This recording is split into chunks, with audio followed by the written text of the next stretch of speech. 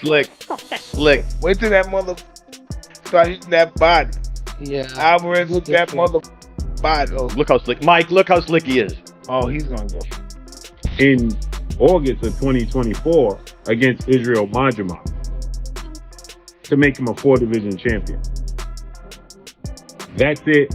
That's all. He hasn't fought since then. With Crawford, I think gaining too much weight and too much muscle might affect him.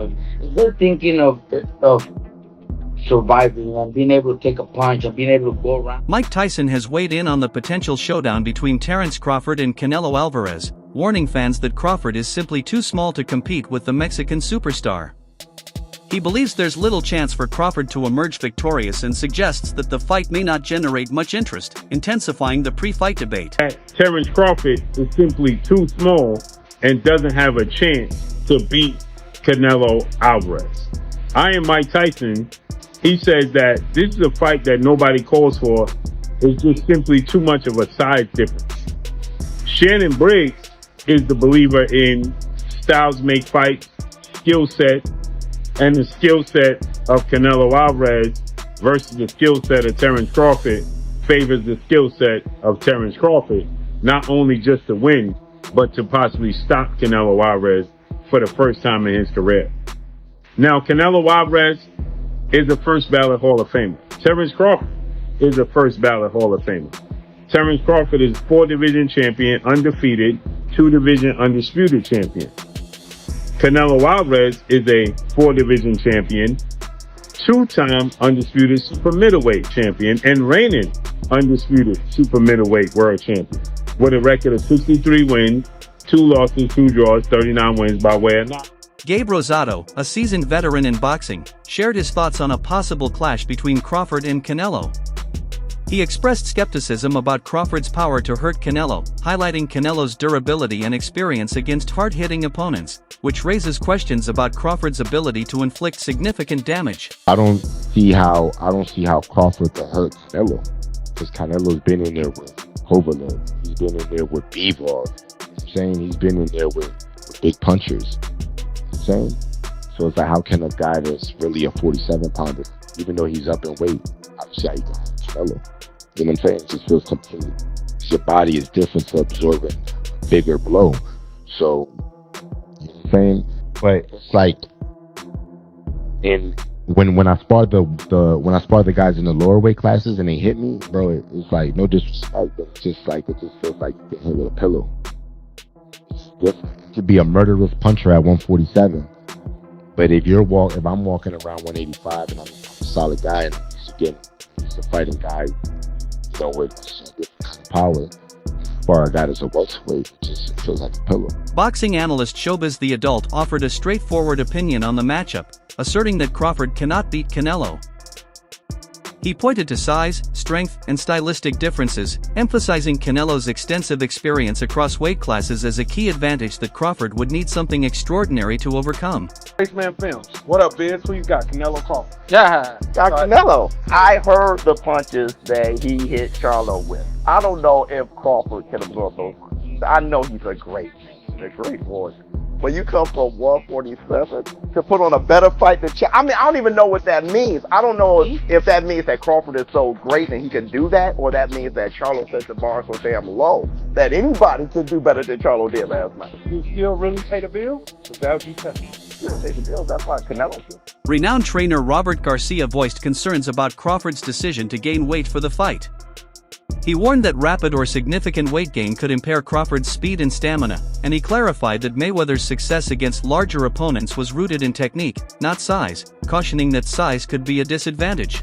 With Crawford, I think gaining too much weight and too much muscle might affect him. If they're thinking of surviving and being able to take a punch and being able to go rounds, then they're trying to maybe go the distance and they'll be happy with that.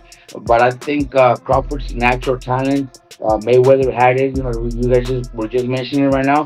But Mayweather never needed to gain weight, never needed to be heavy to be able to beat those bigger guys. I think Crawford's skills, we give Crawford a chance because we know how good he is, how, you know, his skills, his speed, his combinations. But if he's gaining so much weight, he might not be able to do those. He might not be able to have those same skills when it comes to his speed, his footwork because of the weight. So we'll see. I just hope he's not just training and getting big to survive and go the distance because maybe that's a win for him. Maybe he's thinking if I go the distance with him, that's a big win for me. So I just hope not. I expect Crawford to actually pull up some runs and maybe pull up the fight. But he's too heavy, too big. He's gonna get hit. He's gonna have to exchange punches, and that's where the danger.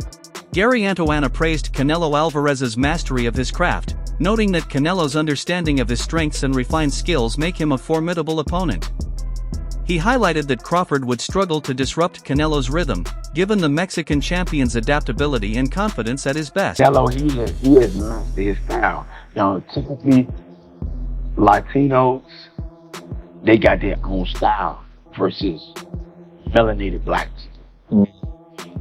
They're like more rhythm, more flashiness, and Japanese to their stuff, more swag. Yeah. We just fight different than you want to throw Amir Khan in there. It's in and out. Yeah. The European kind of style. Textbook, but that was his style. Canelo got his style and he mastered it. Terence Crawford cannot take nothing away from him. He's like freakishly good. He go both sides. Southpaw, orthodox.